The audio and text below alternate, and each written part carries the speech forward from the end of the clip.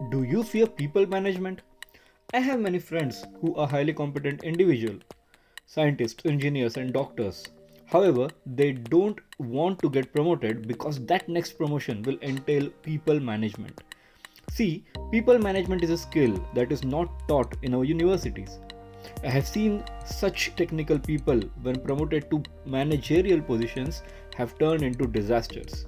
If you want to improve your people management skills, you must know about the famous Hawthorne experiments that were done over 100 years ago.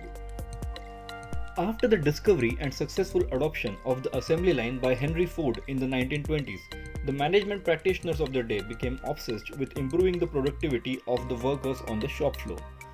One such pioneer in the field was Frederick Taylor, the father of scientific management. The practitioners of scientific management believed that workers would intentionally limit their output to ensure future job security, and hence finding way to improve an individual worker's productivity was the key to improve overall output. They thought that optimizing the technical and social aspects of the workplace will lead to increase in an individual worker's performance. However, they had also found that strict supervision by the superiors failed to boost production. Due to optimizing of the technical aspects, they created situations like fatigue and monotony for the workers, and the productivity did not increase. The Hawthorne experiments, conducted from 1923 to 32 at the Western Electric Factory in Chicago, began as an outgrowth of fatigue and monotony studies and in a quest to find optimum conditions to improve overall worker productivity. One of the studies that were done are now known as the illumination studies. To determine the ideal lighting conditions for productivity, researchers isolated 6 female workers in a relay assembly test room. The workers operated without regular supervision, promoting an open communication amongst themselves. Over a period of 5 years, the researchers varied lighting conditions, initially witnessing an increase in productivity as the lighting conditions improved. Astonishingly, productivity continued to rise even in dimly lit conditions when the workers could barely see. This baffled the experimenters. In a parallel study, male workers responsible for wiring relay equipment were isolated in a separate room.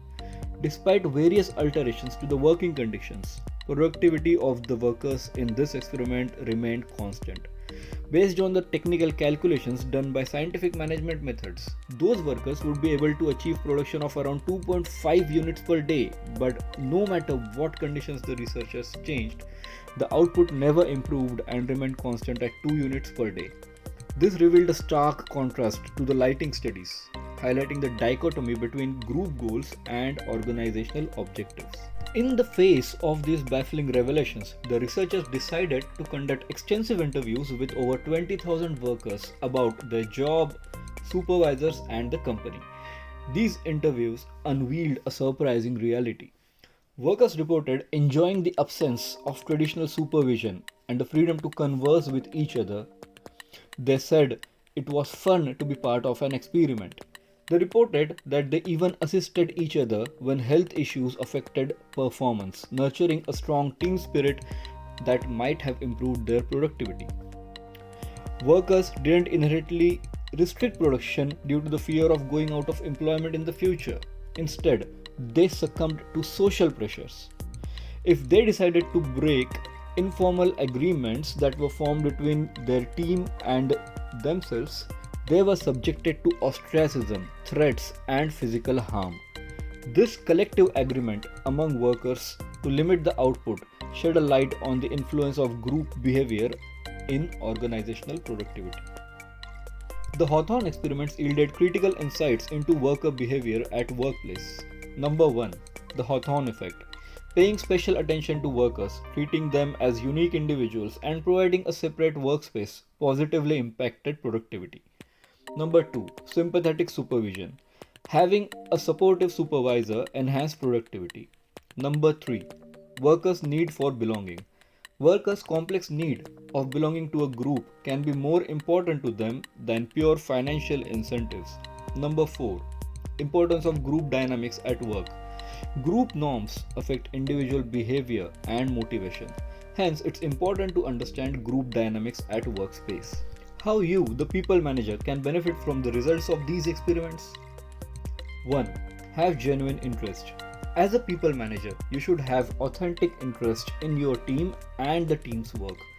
You should observe, inquire, and guide without micromanaging, making your team members feel special, valued, and appreciated.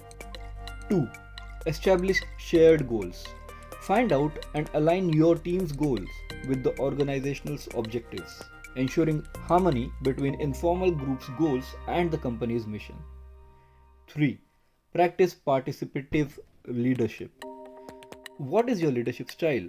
Embrace a participative management style, actively seeking feedback from your team, incorporating their feedback in work, and fostering open communication. 4. Embrace fun and social bonding. Create a fun work environment where informal groups are created, fostered, and a sense of belonging flourishes. Leverage the strength of these informal groups for improving overall productivity. Hope you found the above article useful. Please leave your comments and let me know what you think. We at the Board Game Company have a wide range of team building and experiential learning activities for the modern organizations. If you are looking for employee engagement partners, please feel free to reach out to me on LinkedIn. Thanks.